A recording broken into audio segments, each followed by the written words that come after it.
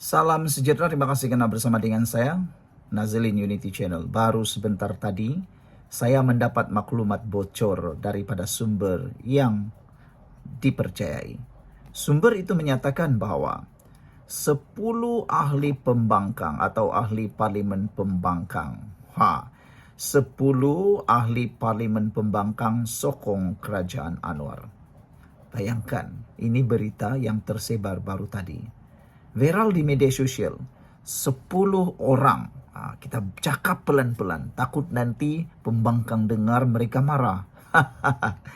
10 ahli parlimen pembangkang dikatakan memberi ikrar sokongan kepada kerajaan Anwar untuk menjaga kestabilan negara. Ini sebabnya ada 10 ahli parlimen mahu menyokong Anwar Ibrahim. Kenapa? Mahu menjaga kestabilan negara. Ini dilihat sebagai langkah untuk mengukuhkan majoriti kerajaan perpaduan. Meskipun senarai nama rasmi masih belum diumumkan. Wah, hebat kan? Okeylah, sebelum kita teruskan ulasan ini, mohon kiranya Anda tulis nama-nama yang Anda jangkakan yang akan memberikan sokongan penuh kepada kerajaan pimpinan Anwar Ibrahim ini. 10 ahli parlimen itu. Yang menariknya, pembangkang kata Anwar hilang satu kuasa. Tapi rupa-rupanya satu hilang masuk 10. Wah, itu kehebatannya. Oke, sebelum saya teruskan ulasan ini, 10 ahli parlimen pembangkang yang menyokong Anwar Ibrahim ini, saya mau kongsikan dengan Anda semua. Ini terapi imun untuk meningkatkan daya imun badan kita. Namanya Transfecta for Life. Ini bukan obat. Saya tegaskan 15 juta kali, ini bukan obat. Tapi dia jauh lebih baik. Terapi imun Transfecta for Life. Terapi imun ini meningkatkan daya imun badan kita sehingga 400% dan mendidik imun badan kita menjadi bijaksana. Dengan terapi imun badan kita ini, kita boleh meningkatkan daya imun badan kita. Dan harus diingat, secara umumnya atau ringkasnya, kita kena penyakit dan kita sukar untuk sembuh. Karena imun badan kita menjadi lemah dan bodoh. Apabila imun badan kita menjadi lemah dan bodoh, kita kena penyakit dan sukar sembuh daripada penyakit. Itu sebabnya Transfecta ini sangat luar biasa. Pelbagai jenis penyakit boleh ditangani dengan peningkatan daya imun badan ini. Saudara, ada banyak testimoni yang sudah kita terima. Daripada kanser sampailah sakit kepala. Daripada penyakit yang paling orang kata 50-50, sampailah penyakit yang kecil-kecil saja. Semuanya dapat ditangani dengan Transfecta for Life, peningkatan daya imun badan kita. Ingat, Transfecta bukan obat, tapi meningkatkan daya imun badan. Terapi imun meningkatkan daya imun badan kita. Produk ini sah di sisi Undang-Undang Malaysia, lulus KKM, ada sijil halal, dan paling best sekali, ini diperakui oleh doktor-doktor di seluruh dunia. Saudara-saudara sekalian, kita teruskan apa impaknya kepada Anwar Ibrahim dengan ada 10 orang ahli parlimen pembangkang dikabarkan akan menyokong Anwar Ibrahim, berikrar menyokong Anwar Ibrahim. Ini impaknya. Ini inisiatif strategik. Anwar semakin mantap dari segi majoriti.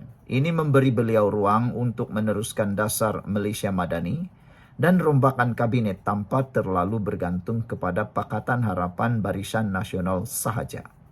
Selain itu, ini juga akan meningkatkan kredibiliti politik dengan sokongan tambahan beliau lebih yakin untuk menghadapi isu dalaman dan luaran seperti anti rasuah dan kestabilan ekonomi. Saudara, ini juga ialah taktik diplomasi, yaitu senang alih. Anwar menggunakan strategi ini untuk menunjukkan kepimpinan inklusif, malah menarik perhatian ahli parlimen pembangkang yang kecewa dengan parti masing-masing.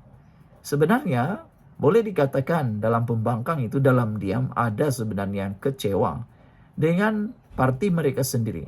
Kalaulah tiada akta anti lompat parti, percayalah, kalau ada seorang yang keluar daripada kerajaan perpaduan Madani, 10 yang masuk daripada pembangkang ke kerajaan Madani. Tapi syukurlah, kita sudah ada akta anti lompat parti. Kesan perkara ini juga terhadap Perikatan Nasional ialah ini menjadi gugatan dalaman. Perikatan Nasional mungkin semakin terasing kerana wujud kecenderungan beberapa ahli untuk melangkah keluar atau menyokong secara senyap. Tekanan ke atas kepimpinan Perikatan Nasional. Bila ahli mula beri sokongan kepada kerajaan, pemufakatan Perikatan Nasional jadi terdedah selepas pilihan raya. Wujud risiko kehilangan kuasa dan pengaruh. Langkah pencegahan PN kini perlu memperkuat solidariti dalaman, menawarkan insentif tambahan atau memperluas naratif bahawa mereka adalah kredibel sebagai pembangkang utama.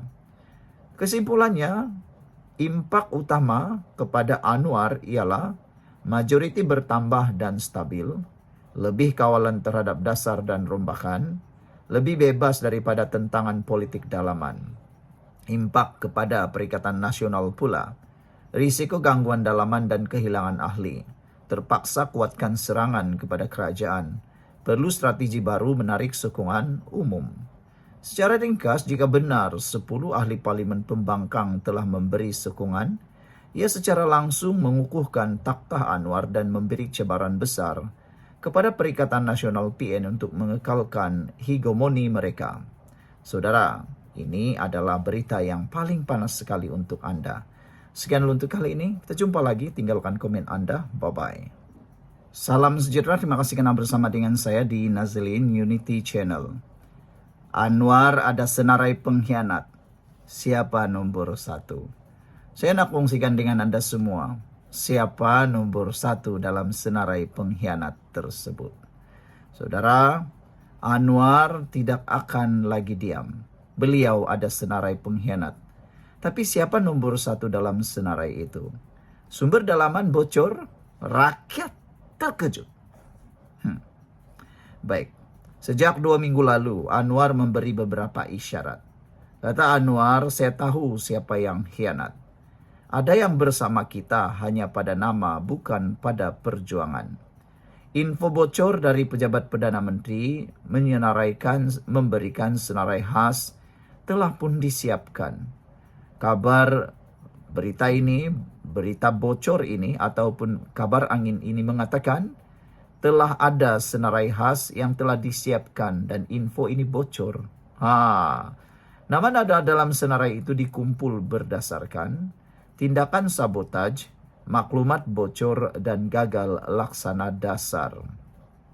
Siapa nombor 1? Berdasarkan analisis dalaman, individu ini yang berada di ranking 1 paling atas sebagai ciri-ciri pengkhianat ialah mesti yang berpangkat menteri penuh, tapi kerja senyap prestasi rendah. Wah, menurut sumber ini, yang menjadi pengkhianat nomor 1 ialah ciri-cirinya berpangkat menteri penuh, tapi kerja senyap, tapi prestasi rendah, tak berguna, kata mereka. Sebelum itu, ini Transofector. Bagi anda yang mempunyai masalah kesihatan, dengarkan baik-baik. Ini bukan obat. Ini ialah Transofector for Life. Ini terapi imun. Terapi imun ini memberikan anda kekuatan imun badan, meningkatkan daya imun badan kita sehingga 400% dan membimbing imun badan kita menjadi bijaksana. Dengan peningkatan daya imun badan kita, kita akan sembuh daripada semua penyakit. Tetapi dengan imun badan kita yang lemah dan jadi bodoh, kita juga tak dapat sembuh daripada penyakit dan kita mudah kena penyakit. Cara untuk kita mengelakkan semua itu, tingkatkan daya imun tubuh badan kita. Didik imun badan kita menjadi kuat semula. Transofector for Life, terapi imun yang meningkatkan daya imun badan kita 400%. Sudah banyak orang yang menerima manfaatnya. Produk ini lulus KKM, produk ini halal, dan produk ini diperakui oleh semua doktor di seluruh dunia. Produk ini saintifik luar biasa, bukan produk biasa-biasa. Coba dulu, anda pasti akan mengatakan, kenapalah aku tak tahu dari dulu. Sekarang anda dah tahu, ambil telefon WhatsApp nombor yang tertera. Baiklah. Ciri-ciri yang kedua, pengkhianat paling atas dalam senarai ialah mereka ini kononnya jarang bersuara dalam sidang parlimen. Tapi Merekalah jago kuat melobi dalam diam. Mereka ini juga pernah rapat dengan elit korporat era lama. Inilah ciri-ciri pengkhianat paling atas. Pernah rapat dengan elit korporat era lama. Kini cuba kontrol dasar ekonomi dari dalam. Mereka ini juga ada kubu kecil dalam kementerian. Pegawai-pegawai kanan dilantik dari kalangan geng lama. Dia bukan sekadar gagal, tapi dia ganggu perjalanan kerajaan. Adakah Anwar Ibrahim sedia gugur individu ini? Saya yakin Anwar Ibrahim akan berani. Tapi kan, kenapa masih belum digugurkan? Sebab individu ini punya pengaruh politik dalam parti sekutu. Jika digugurkan secara tergesa-gesa, boleh mencetuskan ketegangan dalaman perpaduan. Tapi Anwar tahu kalau biarkan Madani akan hancur dari dalam. Sebab itu tindakan sedang dirancang, diam-diam tapi pasti. Bilakah tindakan akan diambil? Rombakan kabinet besar dijangka akan berlaku Julai ini. Nomor 1 dalam senarai yang akan gugur ialah gugur secara senyap atau diberi alasan teknikal seperti tukar portfolio atau undur sukarela. Tapi rakyat tahu itu hanya nama lain untuk dipecat dengan cara terhormat. Rakyat mahu nama didedahkan. Sejak semalam, channel ini menerima pelbagai rayuan supaya Anwar Ibrahim mendedahkan cepat-cepat para pengkhianat durjana celaka itu. Rakyat mahu nama didedahkan di media sosial. Rakyat mendesak, dedahkan nama pengkhianat. Biar rakyat tahu siapa sabotaj Madani. Tapi Anwar sangat strategik. Beliau mahu tindakan dulu, bukan sensasi. Bila menteri itu gugur nanti, itu tandanya dialah nomor 1 dalam senarai. Menurut Anda, siapa sebenarnya nomor 1 dalam senarai pengkhianat Anwar? Menteri mana yang paling patut digugurkan sekarang? Tulis jawaban Anda di ruangan komen. Tekan like, subscribe, dan kongsikan video ini kalau Anda mahu Anwar bersihkan kabinet sekarang. Anwar ada senarai dan nomor 1 bakal tumbang. Soalannya sekarang, bila? Salam sejahtera. Siapa atau senarai rahsia pengkhianat Madani? Siapa paling atas? Ulasan kali ini pastinya akan mewarnai cerita kedai kopi Anda semua. Saudara-saudara sekalian, senarai ini ialah senarai rahsia pengkhianat Madani yang kini tersebar. Siapa yang ada dalam list dan siapa sebenarnya yang paling atas, paling bahaya? Rakyat wajib tahu. Ikuti terus ulasan kali ini karena ianya pasti menarik perhatian Anda dan Anda wajib tahu. Info mengatakan apa itu senarai pengkhianat. Saya akan beritahu kepada Anda, apa itu senarai pengkhianat. Info yang bocor dari sumber dalaman Putrajaya menyatakan ada dokumen sulit disusun oleh pasukan khas PMO. Wow, betul kan ya? Ini berita kabar angin yang kita terima. Tujuannya mengenal pasti individu yang sabotaj dasar Madani. Bocorkan maklumat, sampaikan kepada pihak pembangkang musuh kerajaan Madani ini secara diam-diam. Belum lagi diumumkan, sudah bocor di tangan para pengkhianat.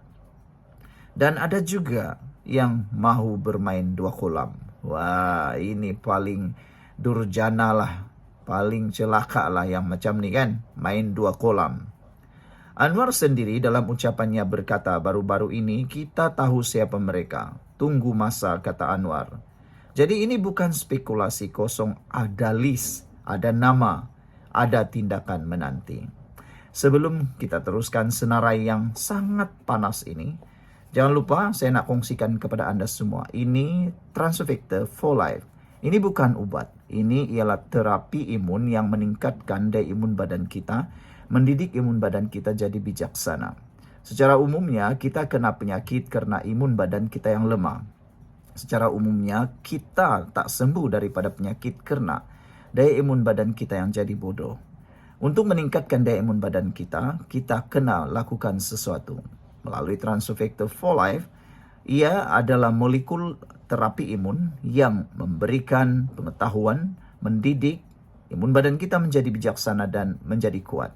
Dengan peningkatan daya imun badan kita, semua jenis penyakit boleh ditangani.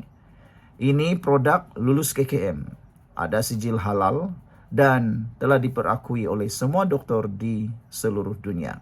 Cepat dapatkannya melalui nombor telepon yang tertera. Ingat, jangan tunggu lama-lama sampai sudah melarat, barulah kita mencari ikhtiar terakhir. Ikhtiar awal adalah langkah untuk kita sembuh. Baiklah saudara-saudara sekalian, sekarang ada 3 kategori pengkhianat dalam kabinet. Yang pertama, mereka yang menghalang dasar.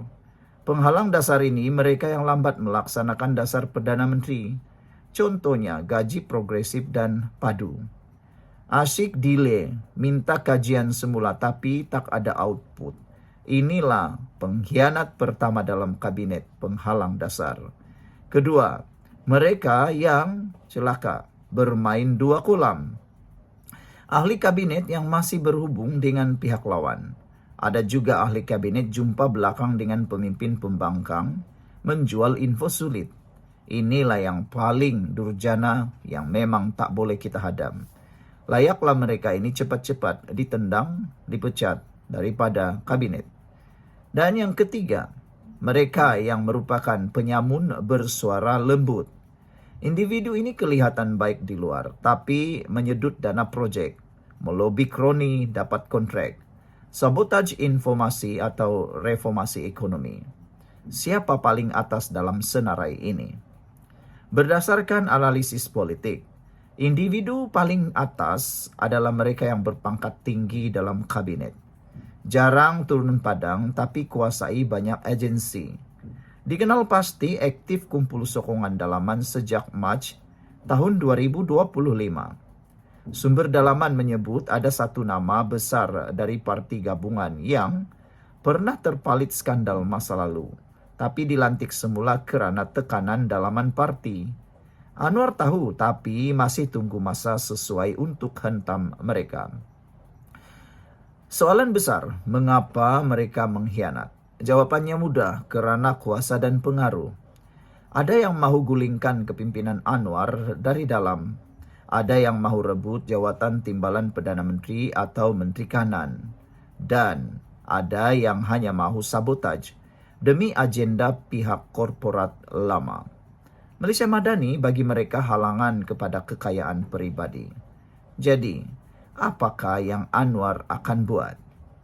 Rombak besar-besaran akan dijangka berlaku pada Julai 2025. Anwar akan gugurkan nama dari senarai rahsia itu. Dedahkan satu persatu bila perlu. Membina kabinet 100% bersih dan reformasi total.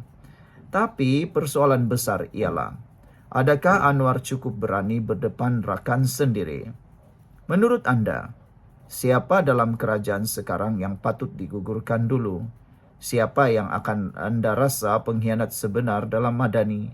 Tulis komen anda di bawah. Jangan lupa like, subscribe dan kongsi video ini. Jika anda setuju pengkhianat mesti disingkirkan segera. Malaysia Madani mesti bersih dan yang kotor mesti keluar sekarang. Sekian dulu untuk kali ini. Jangan lupa tinggalkan komen anda.